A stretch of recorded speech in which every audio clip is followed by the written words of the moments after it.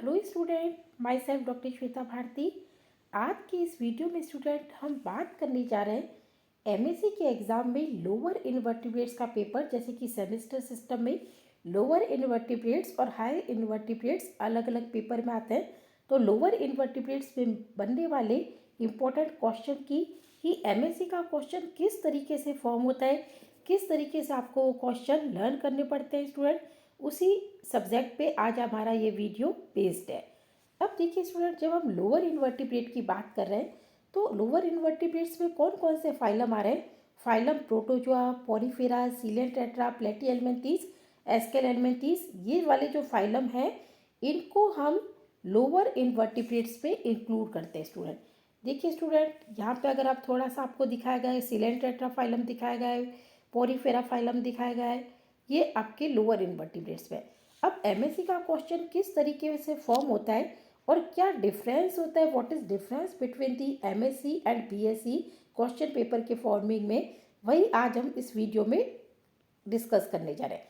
देखिए स्टूडेंट, सबसे पहले जैसे पार्ट ए बनता है उसमें 10 क्वेश्चन आते हैं और ईच क्वेश्चन कैरीज 2 मार्क्स यानी कि 20 मार्क्स का होता है। लेकिन हम यहाँ पे काफ़ी ज़्यादा क्वेश्चन डिस्कस कर रहे हैं ताकि आपके पास ज़्यादा से ज़्यादा क्वेश्चन बन सके। यूनिट फर्स्ट में स्टूडेंट सीलोम का डिटेल है।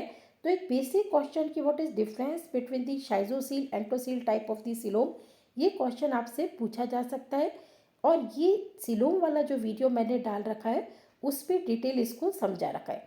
अब आप हमेशा ये ध्यान रखिए कि एमएससी में जब क्वेश्चन बनते हैं तो ये क्वेश्चन इनडायरेक्टली बनते हैं, जबकि बीएससी के एग्जाम्स में ये क्वेश्चन डायरेक्ट क्वेश्चन के फॉर्म में पूछे जाते हैं। फॉर एन एग्जाम्पल, आपसे ये पूछा जाएगा explain about the flagellar locomotion of the protozoa.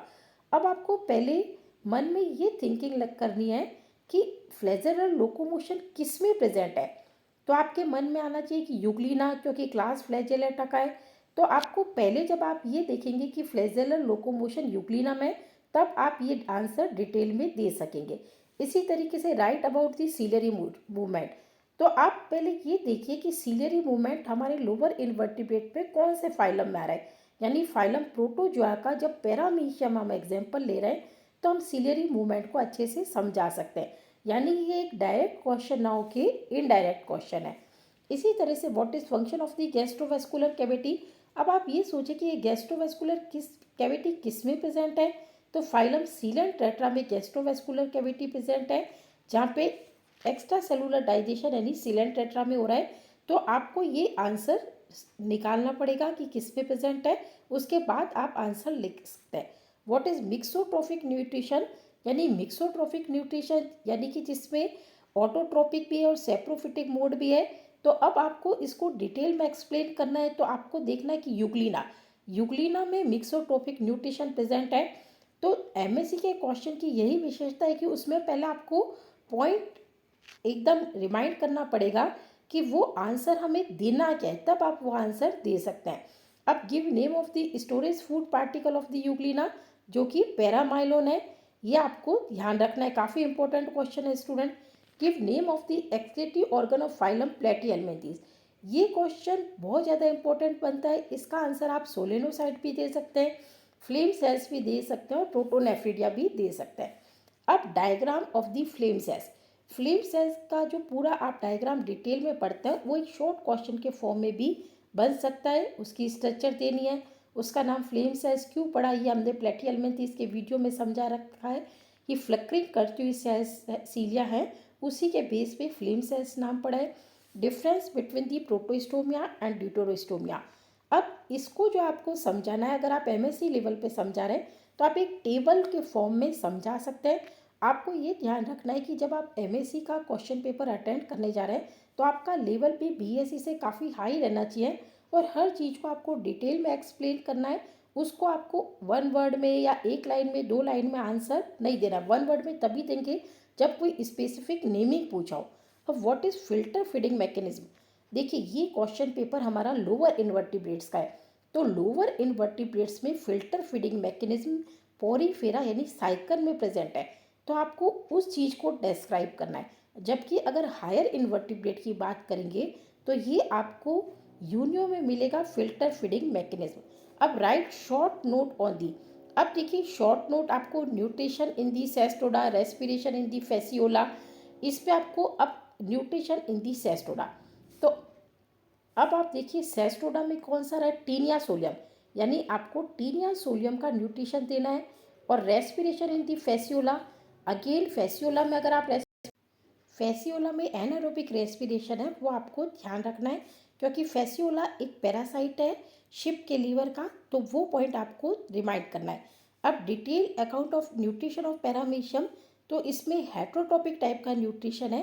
Paramecium के वीडियो में हमने डिटेल समझा रखा है, तो आपको वीडियो को आपको देखना है। उसके बाद आप अगर आप खुद भी लर्न करते हैं तो एग्जैक्टली आंसर को आपको देखना है स्टूडेंट।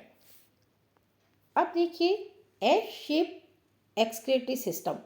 अब जब आप एक्सक्रेटरी सिस्टम को डिटेल में पढ़ रहे हैं, वहाँ आप एस्केरिस का एक्सक्रेटरी सिस्टम पढ़ते हैं और वहाँ पे आप देखते हैं कि किस तरीके से जो एक्सक्रेटरी कैनाल है वो एस शेप फॉर्म कर रही है। तो आपको मतलब आप जब भी लर्न कर रहे हैं तो आपको डिटेल स्टडी करनी है और स्पेसिफिक पॉइंट को ध्यान रखना है, क्योंकि एमएससी में कभी भी डायरेक्ट क्वेश्चन नहीं आते स्टूडेंट, इनडायरेक्ट क्वेश्चन ही आएंगे। Explain about the respiration of protozoa and sealant tetra, यानी ये लोअर इन्वर्टिब्रेट दिए हैं जिनमें से जनरल डिफ्यूज़न और बाय द बॉडी सरफेस के थ्रू हो रहा है, तो इसको आपको डिटेल में समझाना है। अब what is the nerve net, again जब आप इवोल्यूशन स्टार्ट करते हैं नर्वस सिस्टम का, वहाँ सीलेंट टेट्रा की बात आती है। तो सीलेंट टेट्रा में हाइड्रा वगैरह में आप देखेंगे कि नर्वस सिस्टम बहुत ज़्यादा डेवलप नहीं होता है, नर्व नेट के फॉर्म में होता है, उसी को आपको डिटेल समझाना है। यानी कि क्वेश्चन में क्या आंसर देना है वो चीज़ आपको डायरेक्टली नहीं पूछी जाएगी कि explain about the nervous system of the hydra. आपको ये निकालना है कि कौन से फाइलम पे हमें पहुंचना है, कौन सी क्लास पे पहुंचना है और उसके बाद कौन से एनिमल को ले। अब देखिए नेक्स्ट क्वेश्चन बना है व्हाट इज़ गैंग्लियन, यानी नर्वस सिस्टम से आपको रिलेट करना है। गैंग्लियन, कर्मीशर, कनेक्टिव, इन सभी का डिफरेंस आपको लर्न करना है कि कमीशर क्या है कि दो एक से गैंग्लियन को कनेक्ट करने वाला, कनेक्टिव कौन सी है दो अलग अलग गैंग्लियन को कनेक्ट करने वाली नर्व है, वो सब आपको ध्यान रखना है। अब next question which type of respiration takes place in the Taenia solium, again आपको इस पॉइंट पे जाना है कि टीनिया सोलियम एक पैरासिटिक इंसेक्ट पैरासिटिक वॉर्म है, तो आपको ये देखना है कि एनएरोबिक टाइप का रेस्पिरेशन रहेगा। Write about the central nervous system of the Ascaris. अब आप यहाँ पे आइए कि एस्केरिस का जो नर्वस सिस्टम है उसमें से भी सेंट्रल नर्वस सिस्टम आपको निकालना है, यानी कि किस तरीके से आपके पास सेरिब्रल गैंग्लियन रहेंगे, फिर सब डोर्सल गैंग्लियन रहेंगे और साइड में जो लेटरल गैंग्लियन आ रहे हैं, यानी नर्वस सिस्टम का डायग्राम ड्रॉ करना है और उसमें ऊपर जो सेंट्रल नर्वस सिस्टम है उसको निकालना है। अब name the two nerve ganglion of the Fasciola, again आपको फेसियोला का नर्वस सिस्टम का डायग्राम ड्रॉ करना है और उसके ऊपर जो डोर्सल गैंग्लियन है और जो वेंट्रल गैंग्लियन है और डोर्सल में आपको सेरिब्रल गैंग्लियन दो मिलेंगे, वो नेम आपको लर्न करना है। अब right the importance of the larval stage, जब आप लार्वा वाला चैप्टर रीड कर रहे हैं तो लास्ट में सिग्निफिकेंस भी होता है, उसको आपको लर्न करना है। अब write down name of the ganglion of the Pila, Pila का आप पूरा नर्वस सिस्टम जब लर्न करते हैं, ये बीएससी में भी और एमएससी में भी है, पर बीएससी में डायरेक्टली पूरा नर्वस सिस्टम ड्रॉ करने के लिए दिया जाता है, जबकि यहाँ पे आपको पूरे गैंग्लियंस के नेम अलग से लर्न करना है कि किस तरीके से ऊपर सेरिब्रल कमीशन है, साथ में सेरिब्रल गैंग्लियन है, सुप्रा इंटेस्टाइनल गैंग्लियन है, विजुअल गैंग्लियन है। ये सारा डिटेल हमने एक अलग से वीडियो डाल रखा है जिसमें पाइला का नर्वस सिस्टम समझा रखा है, तो उसमें से आप ये गैंग्लियन के नेम लर्न कर सकते हैं। यही बात यूनियो में रहेगी, नेम ऑफ द गैंग्लियन, क्योंकि यहाँ पे आपको जैसे यूनियो का होगा तो प्लूरोपीडल गैंग्लियन आपके पास हो जाएगा और इसी तरीके से आपके ऊपर रहेगा जो सेरिब्रल गैंग्लियन होते हैं वो रह जाएंगे, नीचे विजुअल गैंग्लियन, तो वो आपको ध्यान रखना है student. Give two characteristic of the planula larva, अब प्लेनुला लार्वा के दो कैरेक्टरिस्टिक, तो पहले आपको ये देखना है कि प्लेनुला लार्वा किस में प्रेजेंट है। जब हम ओबिलिया कॉलोनी पढ़ रहे हैं तो ओबिलिया कॉलोनी में यानी कि फाइलम सीलेंट्रेटा, सीलेंट्रेटा में प्लेनुला लार्वा प्रेजेंट है। तो प्लेनुला लार्वा की कैरेक्टरिस्टिक फ्री स्विमिंग है, सीलेटेड लार्वा है, तो आपको ये क्वेश्चन भी इनडायरेक्टली मिला। What is alternation of the generation, यानी कि पॉलिप और मेड्यूसी स्टेज ओबिलिया कॉलोनी के लाइफ साइकिल में अल्टरनेट आती है, that is called alteration of generation.